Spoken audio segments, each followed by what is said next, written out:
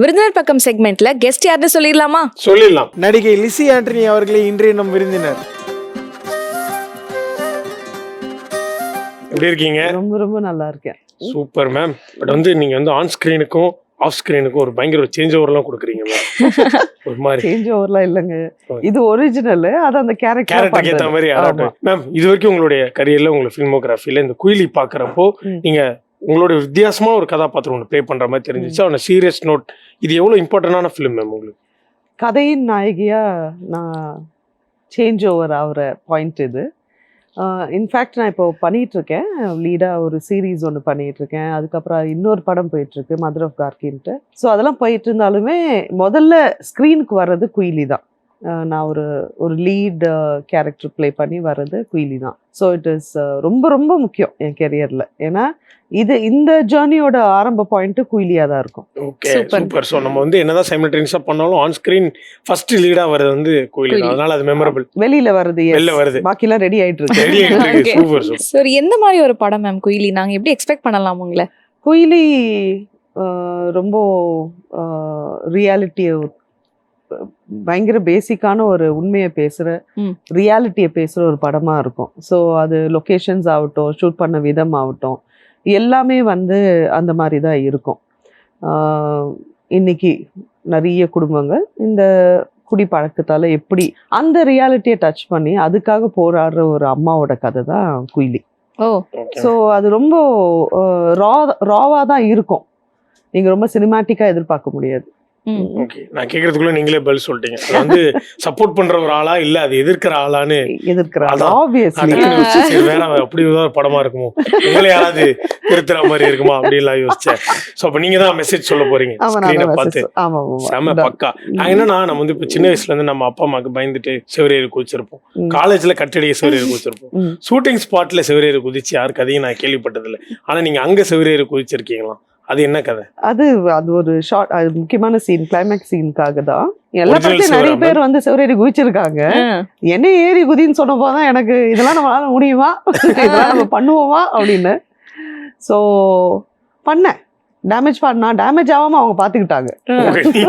Okay, but original செவரா ma'am? ஆமாங்க, original செவரா ஹைட்டா இருந்தது. செட்டலா இல்ல, ஹைட்டா வேற இருந்தது. எப்படி மேம் அது? அந்த பக்கம் ஒரு பெஞ்ச் டேபிள்ல போட்டாங்க, இந்த பக்கம் ஒரு டேபிள் போட்டாங்க. நீங்க சொல்ற மாதிரி இது வரைக்கும் நீங்க பண்ண படங்கள் தாண்டி நீங்க பிரேக் பண்ணி இந்த மாதிரி விஷயங்கள் வேற என்னென்ன மேம் எக்ஸ்ப்ளோர் பண்ணிருக்கீங்க? நான் என்னோட கெரியர் கிராஃப்ல என்னோட படங்களும் என்னோட கேரக்டர்ஸ் எடுத்தீங்கன்னா முக்காவாசி எல்லாமே நான் எக்ஸ்ப்ளோர் பண்ணதுதான். ஏன்னா ஒரு இந்த பேக்ரவுண்ட்லேருந்து வரல, அண்ட் நான் ட்ரெயின்ட் ஆக்டரும் இல்லை. ஸோ நான் எடுக்கிற எல்லா ரோலுமே என்னை பொறுத்த வரைக்கும் பயங்கர ஒரு எக்ஸ்ப்ளோரேஷன் தான். ஸோ அதனால ஈச் அண்ட் எவ்ரி ரோல் நீங்கள் செலக்ட் பண்ணது எல்லாமே சூப்பர். ஏன் மேம் அவ்வளோ சூஸியாக இருக்கீங்க? இப்போ ஏன்னா இப்போ கம்ஃபர்டபுளாக ஒரு சில ரோல்ஸ் வரும், கண்டினியூஸாக பண்ணலாம், மேபி நமக்கு வந்து ஃபேமும் கிடைக்கும், அதே சமயம் ஃபினான்ஷியலாகவும் நல்லா. பட் அதை தாண்டி ரிஸ்க் எடுத்து சூஸியாக நம்ம பண்ணால் அது வந்து நல்லா இருக்கணுன்ற மாதிரி. அதாவது இந்த ஜேர்னியில் எனக்கு வந்து குவிக்கா அப்படி ஃபேம்க்கு போய் குவிக்கா எனக்கு ஃபேட் அவுட் ஆக வேண்டாம்.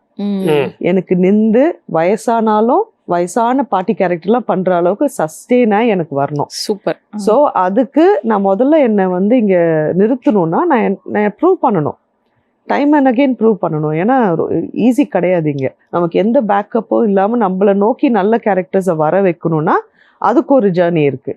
அங்க ப்ரூவ் பண்ணிட்டா இப்ப தானா வருது பாருங்க என்ன நோக்கி. நான் இது வரைக்கும் டே 1லேருந்து இப்போ வரைக்கும் எந்த படத்தையும் தேடி நான் போகல. ஏன்னா அப்படி போயிட்டா நமக்கு உடன்பாடு இல்லாத இல்லை நமக்கு பிடிக்காது, இல்லை நமக்கு இந்த எதுவாக இருந்தாலும் நம்ம அட்ஜஸ்ட் பண்ணி ஆகணும். நம்ம கேட்டு போனா நம்மளை நோக்கி வந்தால் அங்கே நமக்கு ஒரு இது இருக்கும், சார் இந்த சீன் கொஞ்சம் இது எனக்கு செட் ஆகல, இதெல்லாம் நமக்கு சொல்றதுக்கு ரைட்ஸ் இருக்கும். ஏன்னா அவங்க நம்மளை தேடி வந்திருக்காங்க. இது ஒர்க் அவுட் ஆகும், ஒர்க் அவுட் ஆகாதுன்னு சொல்லி ஒரு டிஸ்கஷனாவது இருக்கும். நம்ம கேட்டு போனா அது இருக்காது இல்லை. ஸோ முதல்ல அதை வந்து ஃபிக்ஸ் பண்ணணும். அதை நான் இப்போ ஃபிக்ஸ் பண்ணிட்டா இப்போ என்னை நோக்கி தாராளமாகவே வருது. ஸோ இதுக்கப்புறம் வேணா நான் வந்து இந்த கமர்ஷியல் சைட்லாம் யோசிக்கலாம். இன்னொரு பெரும் பிரச்சனை இருக்குங்க, செட்ல போய் சும்மா இருந்தா எனக்கு ரொம்ப போர் அடிக்கும். வேலையே பார்க்காம வந்த மாதிரி எனக்கு ஒரு ஃபீல் ஆகும். பயங்கர ஒரு கில்ட் ட்ரிப்லாம் எனக்கே நானே பார்த்து நானே ஃபீல் பண்ணிப்பேன். அந்த மாதிரி. சோ மேம்க்கு வந்து இந்த செவரேட்டி குதிக்கிற டாஸ்க், இந்த மாதிரி டாஸ்க்லாம் கொடுத்தா மேம் இன்ட்ரெஸ்டிங்கா பண்ணுவாங்க.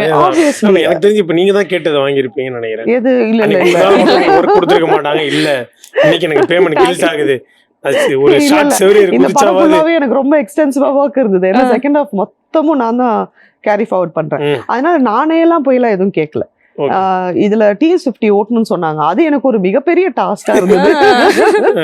ஏன்னா ஐயோ எனக்கு ஞாபகமே இல்லைங்க. சைக்கிள் மட்டும் தான் ஓட்டியிருக்கேன்னு நினைக்கிறேன் Okay. லைஃப்ல. அது ரொம்ப சின்னது இல்ல. அது ஒரு காம்ப்ளிகேட்டட் வெஹிக்கிள் மேம். ஆமா, மத்த ஐயோ ஸ்கூட்டி மாதிரி TS50 இருக்காது. நீங்க ஃபுல்லா முறுக்கி இப்படி உக்காந்தாலுமே 10ல தான் போகும். ஒரே இதுலதான் போவோம். நம்ம வீரமா நடிக்கிறோம் வேற செய்யணும். வண்டி ஆனா அதுக்கு மேட்சே ஆகல. பொறுமையா போனாலும் ஃபேஸ் வந்து எக்ஸ்பிரஷன் போட்டு பயங்கர டவா இருந்துச்சு. ஓகே. ஆமா, அந்த மாதிரி இன்ட்ரெஸ்டிங்கா சைக்கிள் கத்துக்கிறப்பலாம் கீழே விழுந்து எந்திரிப்போமே மேம். அந்த மாதிரி இல்லைங்க, ஏதாவது நான் ரொம்ப சேஃப். safe. குதிச்சிருவேன், சைக்கிள் விட்டுருவேன். அந்த மாதிரி. So, அப்ப இந்த மாதிரி இதுல TS50ல ஏதாவது இல்ல ஒன்னாவல. இப்பதான் எங்களுக்கு இன்னொரு விஷயம், for the first time in Tamil எந்த இண்டஸ்ட்ரி எடுத்துக்கிட்டாலும் டைரக்டர் ஒரு ஆக்டர் கிட்ட பேசாம இருந்து நான் ஒரு கேள்விப்பட்டதே கிடையாது. முதல் முறையாக இந்த குயிலி படத்தினுடைய இயக்குனர் உங்ககிட்ட பேசவே இல்லையா மேம் கடைசி வரையும்? எனக்கு கதை சொல்றதுக்கு கால் பண்ணது ப்ரொடியூசர் தான். ஓகே. ஸோ நான் ஆஸ் யூஷுவல் சொல்ற மாதிரி டைரக்ஷன் டீம்ல இருந்து கூப்பிட சொல்லுங்க சார், நான் பேசுறேன் அப்படின்னு. இல்ல மேம் நானே கதை சொல்றேன் அப்படின்னாரு.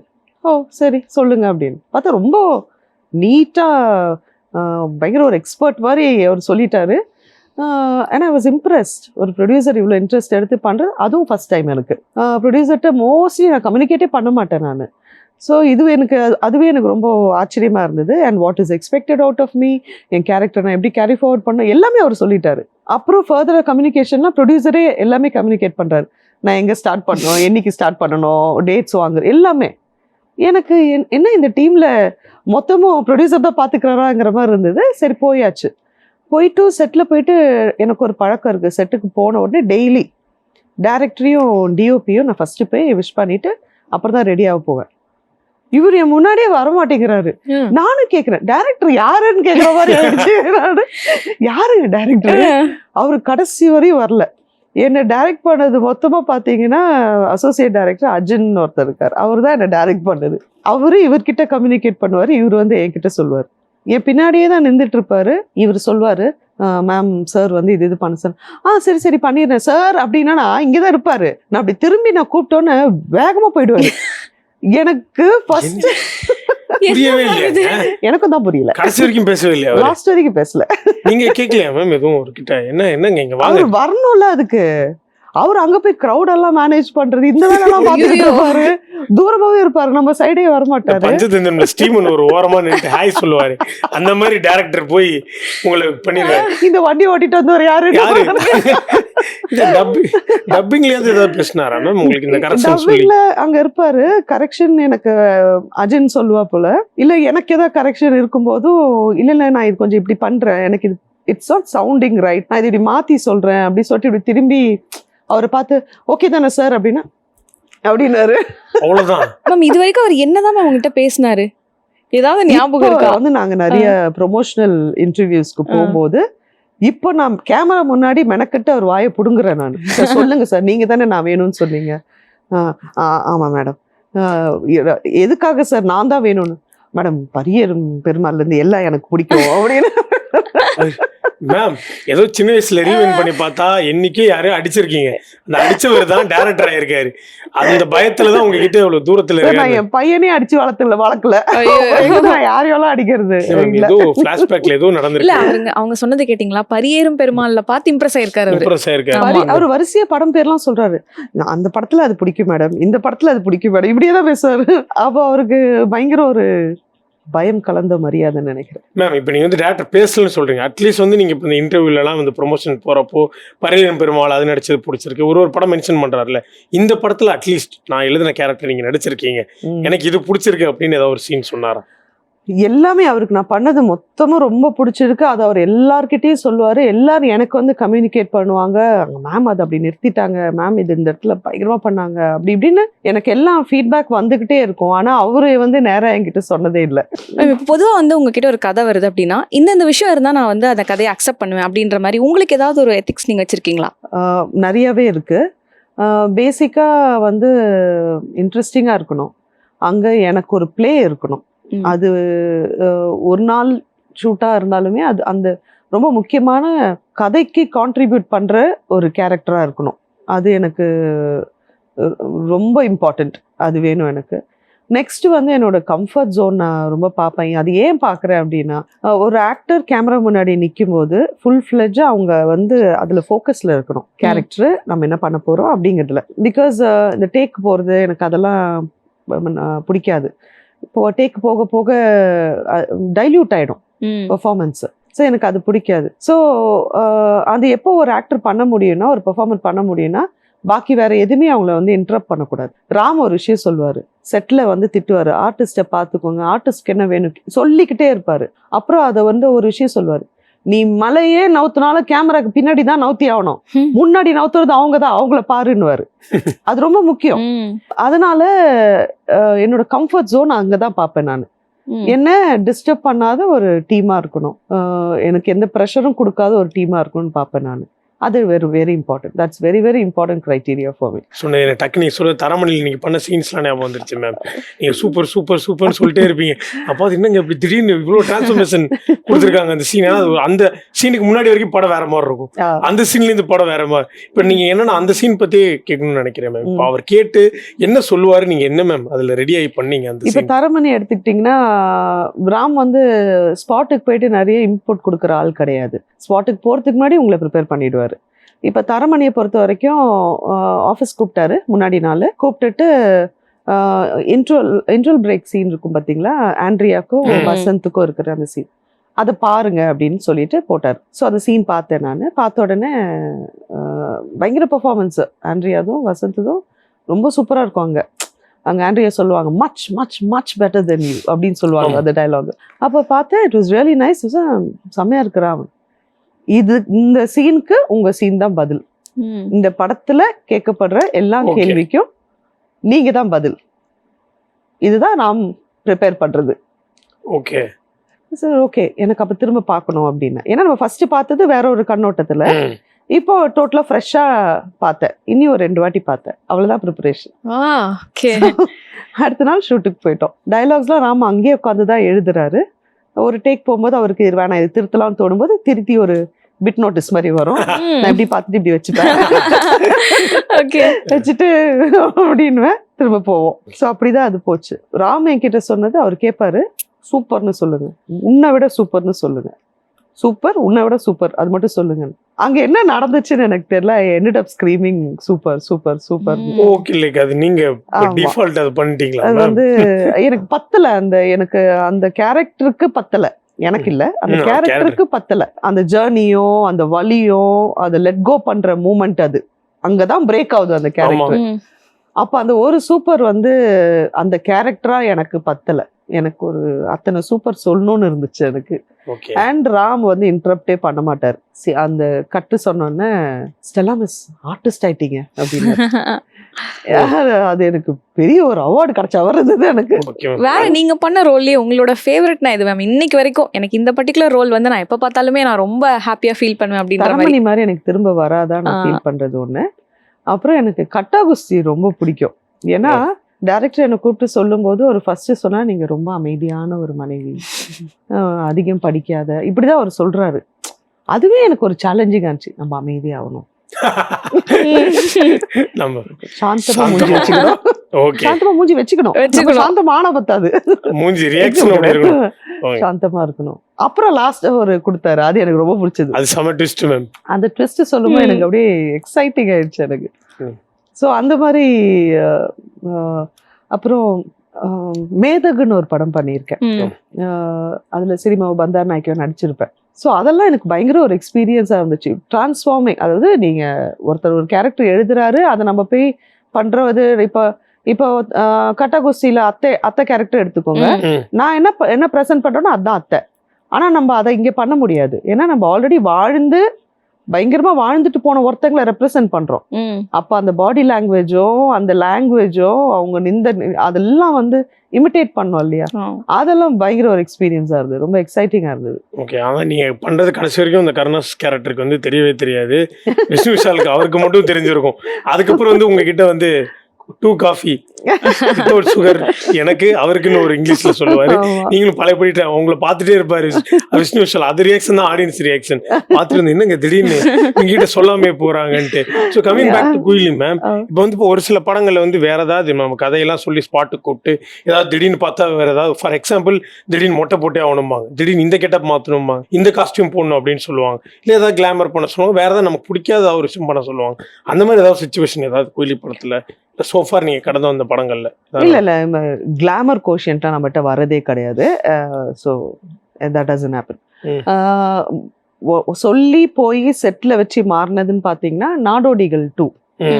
ஸோ ஒரிஜினலா என்கிட்ட சொன்னது அந்த மதர் ரோல் தான் வந்து ரொம்ப நெகட்டிவா இருக்கும் அப்படின்னு சொல்லி போனது. நான் அந்த மைண்ட் செட்ல தான் போனேன் நான். ஆனா ஃபர்ஸ்ட் டே ஒரு ஷாட் எடுத்தோடனே கனியண்ணா ஃபெல்ட் ஒரு அம்மாவை அப்படி காமிக்க வேணாம் அப்படி சொல்லி அன்னைக்கு எனக்கு ஷூட்டுக்கு அப்புறமா என்னை கூப்பிட்டு பேசினாரு. இல்லைம்மா எனக்கு ஒரு அம்மாவை அப்படி காமிக்க முடியல, நம்ம அது மொத்தமாக நம்ம சித்தி மேலே வச்சுடுவோம், நீங்கள் ரொம்ப சாந்தமாயிடுங்க, நீங்கள் ரொம்ப பாவமாயிடுங்க அப்படின்னு. ஸோ என் கெரியரில் நம்ம ஒரு விஷயம் அக்ரி பண்ணி போயிட்டு மாறினதுன்னா அது மட்டும் அது ஒன்று மட்டும்தான். பட் மேம் இப்போ நீங்கள் வந்து உங்களுக்குன்னு ஒரு எக்ஸ்பெக்டட் இந்த டேரக்டர்ஸ் கூட நம்ம படம் பண்ணோம் அப்படின்லாம் தோணும். பட் பாரஞ்சி சார் இந்த மாதிரி ஒரு கேரக்டர் சொல்கிறப்போ நீங்கள் அஃப்கோர்ஸ் பண்ணிட்டு வந்துட்டீங்க. என்னதான் இருந்தாலும் ஓகே சன்ஸ்கிரீன் போடாமல் நம்ம டார்க் ஆனாலும் பரவாயில்ல அப்படின்னு பண்ணிட்டீங்க. பட் உங்களுக்கு அந்த ஒரு சாஃப்ட் கார்னர் எப்போவுமே அவர்கிட்ட இருக்காம அவர் சொன்னா நான் ஓகே நான் என்னதான் இருந்தாலும் ஜென்ரலாகவே ஒரு கேரக்டர் பிடிச்சி உள்ள போயிட்டா அந்த கேரக்டருக்கு என்ன தேவையோ அதை நான் பண்ணிடுவேன். ஏன்னா அது ஜஸ்டிஃபை ஆகணும், நம்ம பிடிச்சி தானே போறோம். எனக்கு மாடு மேய்க்க வருமா அப்படின்னு நான் கேட்குறேன் ஃபோன்ல, நான் மாடு மேய்ச்சா நல்லா இருக்குமா அப்படின்னு. ஏன்னா நான் அது பண்ணாத ஒரு இது, அது எப்படிட்டான் சூப்பரா மேய்ப்பவா அப்படின்னாரு. இந்த ஒரு மோட்டிவேஷன் நான் கேள்விப்பட்டதே இல்லை. எல்லாரும் நீ மாடு மேய்க்கதான்டா லாய்க்குமா, நீ சூப்பரா மாடு மேய்க்கன்னு ஒரே ஆள் இங்க ரஞ்சித் தான் சூப்பரா பண்ணுவா அப்படின்னாரு. ஆனா அங்க போனோன்னே அவர் கொடுத்த இன்புட் அந்த ரோலுக்கு என்னென்ன பண்ணணும், ரொம்ப பாடி கான்ஷியஸா இருக்காதீங்கன்னா இப்போ அப்படி வயக்காட்டில் அப்படி சுற்றுறாங்க, ஒரு மாடு மேய்ச்சிட்டு சுற்றுறவங்க வந்து முந்தானி இந்த பக்கம் அந்த பக்கம்லாம் இழுத்து விட்டுட்டு அப்படிலாம் இருக்க மாட்டாங்க. அவங்க பாட்டுக்கு அந்த மாடு மேலே தான் அவங்க இதுவாக இருக்கும், ஒரு குச்சியை அது இருக்கு பார்த்தீங்களா, அந்த ஒரு அதை வந்து ரொம்ப அழகாக எனக்கு எக்ஸ்பிளைன் பண்ணாரு. ரொம்ப பாடி கான்ஷியஸாக இருக்காதீங்க, விட்டுருங்க, அந்த முன்னாடி இருக்க அந்த மாடு தான் உங்களுக்கு எல்லாமே ஃபோக்கஸ், அது அப்படி இருக்கணும் அப்படின்னு சொல்லி சின்ன சின்ன இன்புட்லாம் கொடுத்து ப்ரிப்பேர் பண்ணுவார். கரெக்டாக அது என்ன வேணுமோ அதை சொல்லிடுவார். அதை நம்ம எடுத்துக்கிட்டாலே we can go inside, ஒரு ஃப்ளோவில் போயிடலாம். இப்போ நான் எவ்வளோ காசு கொடுத்தாலும் இந்த டேரக்டர் கிட்ட நான் நடிக்கவே மாட்டேன்டா அப்படின்ற மாதிரி யாராவது இருக்காங்களா? இல்லை, நான் கொஞ்ச நேரத்துக்கு முன்னாடி சொன்னேன், நான் ரொம்ப ப்ராசஸ் பண்ணி தான் டிசைட் பண்ணி ஒரு இதுக்கு போகிறேன். அதனால எனக்கு அந்த மாதிரி எக்ஸ்பீரியன்ஸ்லாம் இல்லை, எனக்கு தெரியல, எனக்கு அப்படி ஞாபகம் கூட வர மாட்டேங்குது. அதனால நம்ம பார்த்து ஓகே பண்ற வரைக்கும் யோசிச்சு பண்றோம். அதனால எஸ் அந்த பிரச்சனைகள் இல்லை. அதுக்கப்புறம் நான் உள்ள போயிட்டேன்னா அதுக்கப்புறம் என்னால அரை மணி நேரம் ஷூட் கூட வேஸ்ட் ஆகக்கூடாதுங்கிறதுல நான் ரொம்ப பர்டிகுலரா இருப்பேன். அதனால இந்த காஸ்டியூம் மாத்த போறேன்னு சொல்லிட்டு டைம் எடுத்துக்கிறது, வெயிலா இருக்குன்னு சொல்லி கேரவான் போய் டைம் எடுத்து அந்த இதெல்லாம் என்கிட்ட கிடையாது. நான் போன உடனே எனக்கு நீங்க நைட்டு ஷாட் வச்சாலும் பரவாயில்ல சொல்லி காலைல 7 மணிக்கே காஸ்டியூமோட ரெடி ஆயிடுவேன். நான் அந்த மாதிரி ஆள் தான். பிகாஸ் எனக்கு என்னால அங்க வந்து வேஸ்ட் ஆகக்கூடாது, ப்ரொடியூசரோட பணம். கண்டிப்பா. இந்த டைரக்டர்ஸ் கூட எல்லாம் எனக்கு ஒர்க் பண்ணணும்னு ஆசை, இந்த மாதிரி கதைகள்ல ஒர்க் பண்ணணும்னு ஆசைன்ற மாதிரி என்னென்ன விஷ் லிஸ்ட் இருக்கு உங்களுக்கு? 2 days பேக் என் பையன்கிட்ட பேசும்போது நான் சொன்னேன், இனி கொஞ்சம் கமர்ஷியல் சைடு பார்க்கணும்னு எனக்கு ஆசையா இருக்கு, ஏன்னா ரொம்ப மெனக்கெடாம அப்படியே போய் ஜாலியா வந்து பெரிய பெரிய டேரக்டர்ஸ் கூடலாம், ஐ மீன் எல்லா பெரிய டேரக்டர்ஸும் இப்பயும் ஒர்க் பண்ணிட்டு இருக்கேன், நான் அப்படி சொல்ல வரல. ஆனால் கமர்ஷியலி ஒரு பெரிய budget where you know physical strain கம்மியாகிற மாதிரி தான் அவங்க ஸ்கெடியூலே பண்ணியிருப்பாங்க. இப்போ நான் பண்ணுறதெல்லாம் என்னோட கெரியர் இதில் பார்த்தீங்கன்னா முக்கால்வாசி ரொம்ப சின்ன பட்ஜெட்டாக இருக்கும். அப்போ நிறைய கிராம்ப் பண்ணுவோம், ப்ரீதிங் ஸ்பேஸே இருக்காது, எப்படி முடிக்கணும் அப்படிதான் இருக்கும். கொஞ்சம் ரிலாக்ஸ்டாக கொஞ்சம் வேலை பார்க்கணும், அந்த சைட் ஆஃப் சினிமாவை பார்க்கணுன்னு எனக்கு ஆசையாக இருக்குது. அப்புறம் வந்து டார்க் ஹியூமர் ஆசையா இருக்கு, அதெல்லாம் பண்ணணும்னு. நம்மள பார்த்து எல்லாரும் டெரர் மேபி, அதனால தான் டைரக்டர்கிட்ட பேசவே இல்லை போல இருக்கு. அந்த கேரக்டரோட ரெப்ரசன்டேஷனாவே என்ன பார்க்கறாரோ என்னன்னு எனக்கு தெரியல. கொஞ்சம் நம்ம சீரியஸா இருப்போம் ஆனா ஊரே சிரிக்கும்ல, அந்த மாதிரி கேரக்டர்ஸ்லாம் எனக்கு பண்ணணும்னு எனக்கு ரொம்ப ஆசையா இருக்கு. மேம் அப்படி ஏதாவது ஒரு காமெடியனோட பேர் பண்ணி நடிக்கணும் அப்படின்னா யாரை மேம் சொல்லுவீங்க? அப்படிலாம் எனக்கு பர்டிகுலரே இல்லைங்க, எனக்கு யாரை வேணா கொடுங்க, எனக்கு எக்ஸ்பெரிமெண்ட் பண்றேன், நான் கத்துக்கிறேன் நானுங்கிற மாதிரி தான் இருக்கு எனக்கு. I want to learn. ஒருத்தங்கிட்ட ஒன்னு இருக்கு இல்லையா, எல்லார்கிட்ட நம்ம அதை வந்து கத்துக்கிட்டு அதை எடுத்துட்டு எக்ஸிக்யூட் பண்ணணும்னு ஆசையா இருக்கு எனக்கு. ரொம்ப லிமிட்டேஷன் வச்சுக்க கூடாது. அப்போ லைஃப்பில் நீங்கள் நிறைய பார்க்க முடியாது. Okay, super. மேபி கட்டா குஸ்தி அந்த விஷயத்தை கொஞ்சம் சாட்டிஸ்ஃபை பண்ணிச்சுன்னு நினைக்கிறேன். கருணா சார் இருப்பாரு, நீங்க ஒரு ரோல் புதுசா இருக்கும் அது. அஃப்கோர்ஸ் நான் ரொம்ப குவைட்டாவே இருந்து லாஸ்ட்ல தான் வந்தேன். கட்டா குஸ்தி 2லாம் பண்ணாங்கன்னா பார்க்கலாம். 2க்கு இப்போ ஒரு ப்ரொமோஷன் கொடுத்துட்டாங்க. ஓகே, 2லாம் பண்ணாங்கன்னா அப்போ பார்க்கலாம். ஓகே.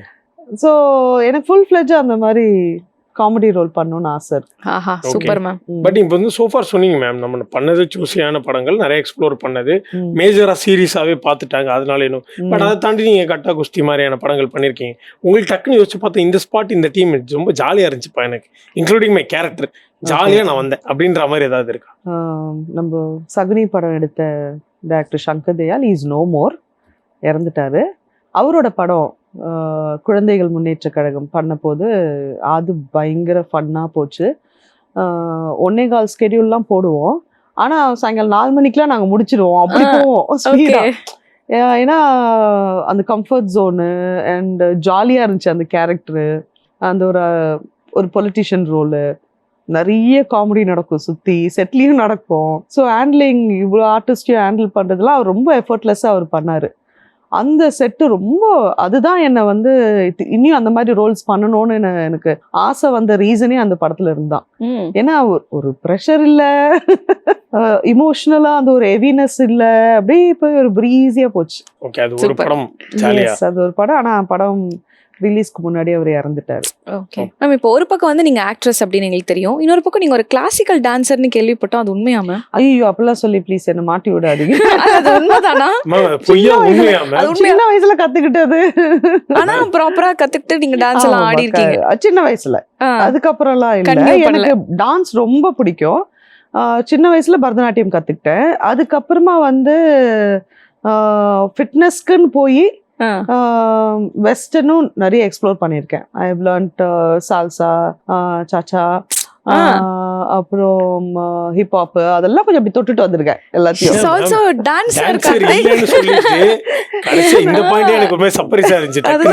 ப்ரொஃபஷனலா கிடையாது, அது என்னோட ஃபன் ஃபேக்ட் இருக்காது.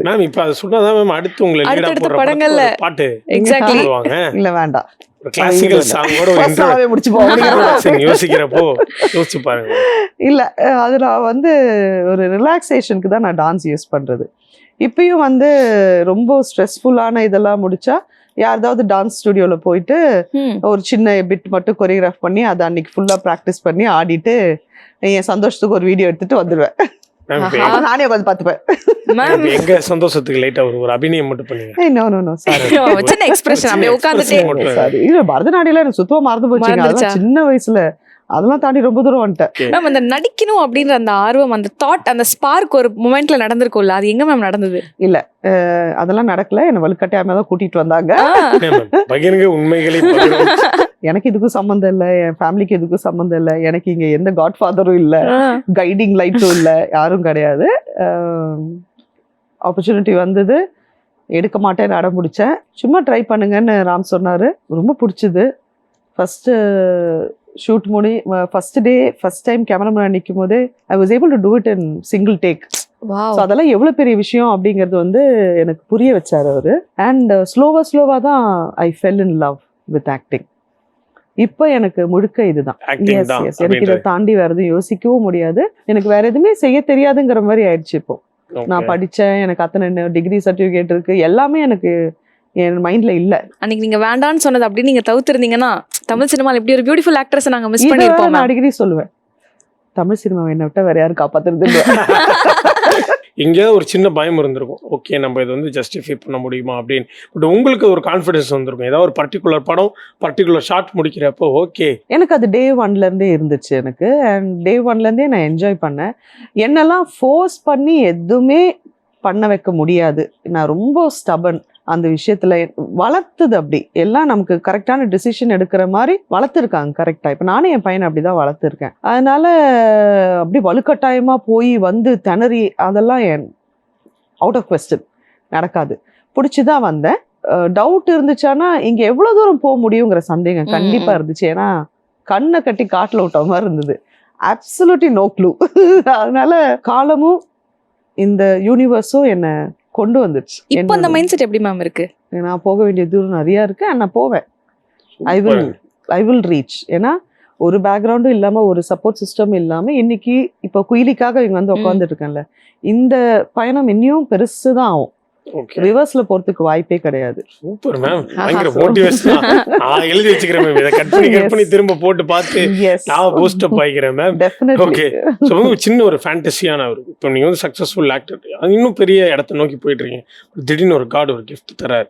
ஓகே, ஒரு பெரிய successful actor of Tamil cinema, இல்ல பெரிய successful director of Tamil cinema, or பெரிய successful producer of Tamil cinema, இது 3 கொடுக்குறாங்க. நீங்க சூஸ் பண்ணிக்கலாம். நீங்க மார்னிங் எந்திரிச்சு அப்படின்னா எதை சூஸ் பண்ணிப்பீங்க? ஏன் ஆளு நாள் அழகராஜாவா எதுவும் கொடுக்க மாட்டாரா? ஏதாவது ஒண்ணுதான் மேம் சூஸ் பண்ணுவோம்.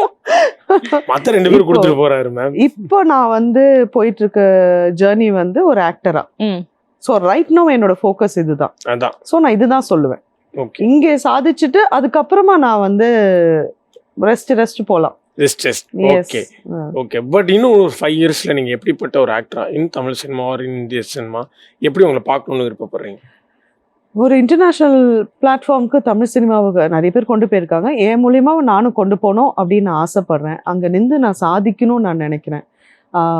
இந்த உலகத்தோட அட்டென்ஷன் அங்கே வந்து என் மூலியமா என் பங்குக்கு நானும் அது கொடுக்கணும் தமிழ் சினிமாவுக்கு நான் ஆசைப்படுறேன். ஃபர்ஸ்ட் திங், இதே மாதிரி நல்ல நல்ல ரோல்ஸ் என்னை தேடி வந்துட்டே இருக்கணும். ஏன்னா என்கிட்ட கொடுக்குற ஒரு டேரக்டரும், இப்போ இந்த குயிலி டேரக்டர் பேசல அப்படின்னு நம்ம சொல்லலாம், ஆனா அவருக்கு என் மேல அந்த நம்பிக்கை பாருங்க. நான் பேசணும்னு கூட அவசியம் இல்லை, சீன் பேப்பரை கொடுத்துருங்க, அவங்க பார்த்துப்பாங்கன்னு சொல்லிட்டு அவர் தள்ளி நின்று அவர் மூஞ்சில எப்பவுமே ஒரு பெருமையா பார்த்துருக்கேன் நான். அவர் பேசுறாரோ இல்லையோ, நான் எப்போ அவரை பார்த்தாலும் அப்படின்னு இருப்பார் இல்லையா. ஸோ அந்த இது நான் வந்து எனக்கு வேலை கொடுக்குற ஒரு டேரக்டர்ஸ்க்கும் நான் அந்த சாட்டிஸ்ஃபேக்ஷனை கொடுத்துக்கிட்டே இருக்கணும். அதெல்லாம் தான் என்னோட அஜெண்டா. மேம், இப்போ நீங்கள் இதுக்கு முன்னாடி கேட்ட கேள்விக்கு சொல்லிட்டீங்க, நம்ம வந்து இப்போ ஒரு ஆக்டிங் நோக்கி தான் போயிட்டு இருக்கேன். ஸோ அதில் தான் என்னுடைய ஃபோக்கஸ், அந்த ப்ரொடியூசர் டேரக்டர் அதெல்லாம் அப்புறம் பார்த்துக்கலாம் அப்படின்ற மாதிரி. ஸோ நீங்கள் வந்து இதில் தான் நம்ம சக்ஸஸ்ஃபுல் ஆகணுன்ற ஒரு ஃபோக்கஸ் இருக்கீங்கன்றது தெரியுது மேம். இப்போ ஒரு சிலர் இப்படி சூஸ் பண்ணிட்டு வருவாங்க, நான் ஆக்டர் ஆகணும்னா ஓகே எனக்கு ஃபேம் வேணும், காசு வேணும், இப்படி நான் இருக்க போகிறேன். இல்லை இன்னொருத்தவங்க ஓகே நான் வந்து ஒரு மாதிரி கிரிட்டிக்கலி அக்ளைம்டு ஒரு ஆக்டர் ஆகணும் அப்படின்ற மாதிரி. ஸோ நீங்கள் இந்த 2ல் எது மேம்?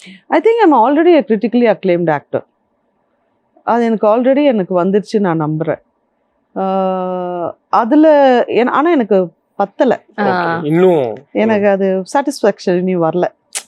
அது எனக்கு வேணும். இப்போ இவங்க யோசிச்சாங்க இல்லையா என்னைய இந்த ரோல்ல, அதே மாதிரி ஒரு சீரீஸ் ஒன்று பண்ணியிருக்கேன் நானும் பசுபதி சாரும், குற்றம் புரிந்தவன் சொல்லிட்டு, அவங்க யோசிச்சாங்கல்ல. அதே மாதிரி மதியழகன் சுப்பையான ஒரு டைரக்டர் மதர் ஆஃப் கார்கின்னு ஒரு படத்துல, அது மொத்த படமும் நான் தான் ஷோல்டர் பண்றேன். இப்போதைக்கு இவங்க 3 பேர் தானே யோசிச்சாங்க. நீ நிறைய பேர் என்ன அந்த மாதிரி ப்ரொஜெக்ட் பண்ண யோசிக்கணும்.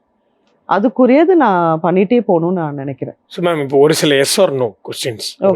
இப்போ ஃபார் எக்ஸாம்பிள் நாடோடிகள் மாதிரி நாளைக்கு வேற ஏதோ ஒரு படம், நீங்க தான் இதுல லீட், நீங்க தான் இதுல வந்து ஸ்கோர் பண்ற ஒரு கேரக்டர் அப்படின்னு எனக்கு உள்ள கூப்பிட்டு, இல்லை மேம் உங்க ஃபேஷியலுக்கு வந்து நான் வேற ஒரு கேரக்டர் கரெக்டா இருக்கும்னு நினைக்கிறேன் அப்படின்னு டே 2ல சேஞ்ச் பண்ணா இதுக்கப்புறம் பண்ணுவீங்களா? Yes or no? இல்ல லீடுன்னு சொல்லி கூட்டிட்டு போய் மாத்தினா பண்ண மாட்டேன்.